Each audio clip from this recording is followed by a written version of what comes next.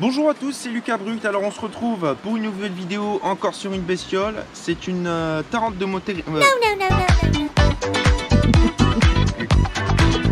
Bonjour à tous, c'est Lucas Brut. Alors on se retrouve pour une nouvelle vidéo encore sur une bestiole. C'est la Tarente de Mauritanie. C'est un gecko qu'on retrouve dans le sud de la France. Et par accident, je l'ai vu, donc par précipitation, par accident, il a perdu sa queue.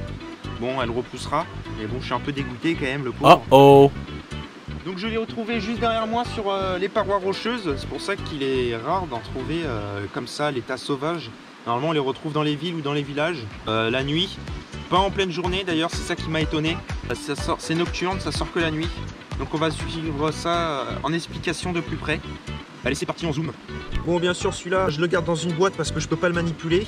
Je peux pas le tenir sur les mains parce qu'il va chercher à s'échapper. Et j'aimerais bien le filmer justement pour vous montrer en image avec les explications. Ou sinon, il va me mordre et pour qu'il me lâche, ça sera impossible. Donc c'est pour ça qu'il est dans une boîte.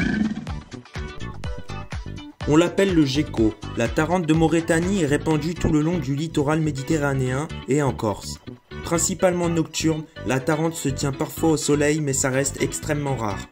Proche de sa cachette où elle s'y cache très rapidement à la moindre alerte, elle est du milieu rocheux, c'est une bonne grimpeuse qui se déplace sur des parties verticales et même sous les surplombs grâce à ses lamelles adhésives.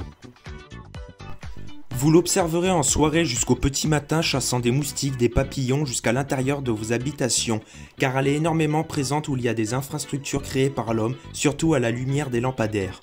La Tarente de Mauritanie présente un corps épais, une peau rugueuse, une grosse tête et l'ensemble de son corps est aplati dorsalement. Sa coloration peut varier considérablement d'un individu à l'autre, du beige clair à une teinte sombre selon son environnement direct. Comme là dans la vidéo, son camouflage est assez hallucinant en rapport avec le paysage, mais elle peut changer de coloration au cours de la journée selon son besoin de thermorégulation. Comme chez de nombreux lézards, pour se défendre, ce gecko peut abandonner sa queue à un prédateur comme là ça a été le cas avec moi. Elle détourne ainsi l'attention de ces derniers pour s'enfuir. Le membre abandonné repoussera parfois d'une couleur différente de celle du reste du corps. A savoir que les doigts de la Tarente de Mauritanie sont caractéristiques. Ils sont larges et arrondis, et seulement 2 doigts présentent une petite griffe sur les pattes avant. Elle affectionne les zones pierreuses et les broussailles clairsemées. La Tarente mesure jusqu'à une quinzaine de centimètres. A savoir qu'elle hiberne mais de façon discontinue car elle reprendra des activités dès qu'un réchauffement se fera sentir. C'est au beau jour, après quelques bagarres violentes entre les mâles, que les accouplements commenceront. La ponte a lieu à la fin du printemps ou au tout début de l'été, généralement à 2 reprises, pour un total de 4 œufs. Ils sont blancs, d'un diamètre de 1 cm et déposés dans une fissure de mur, sous une pierre, une écorce ou sous les tuiles de maison. Le nom de cette espèce, Mauritanica, vient du grec puis du latin Mauritania ou Mauretania. La Mauritanie qui est une région au nord-ouest de l'Afrique, à ne pas confondre avec l'actuelle Mauritanie.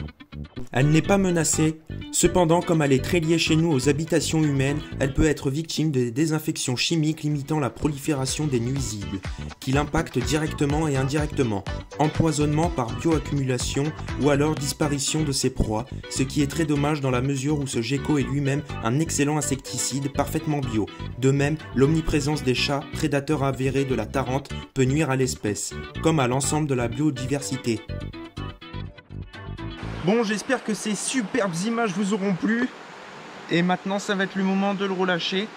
J'espère que sa queue va repousser. Enfin, c'est sûr qu'elle va repousser. Je sais pas pourquoi je dis j'espère, mais je sais qu'elle va repousser. Mais je suis quand même dégoûté. Par précipitation, voilà. Mais bon, j'espère que les images vous auront plu. Les explications aussi. Maintenant, on va le relâcher dans son périmètre où je l'ai attrapé. Moi je l'ai attrapé sur le caillou là. On va le relâcher vers là.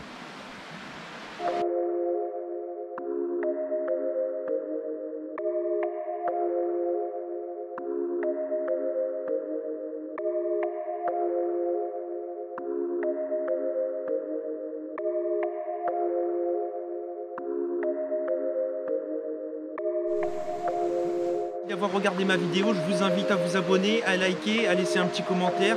Un commentaire si vous avez des idées, un commentaire pour m'améliorer. Je vous invite aussi à nous suivre sur Instagram, le lien dans la description. Et à vendredi prochain pour une prochaine aventure.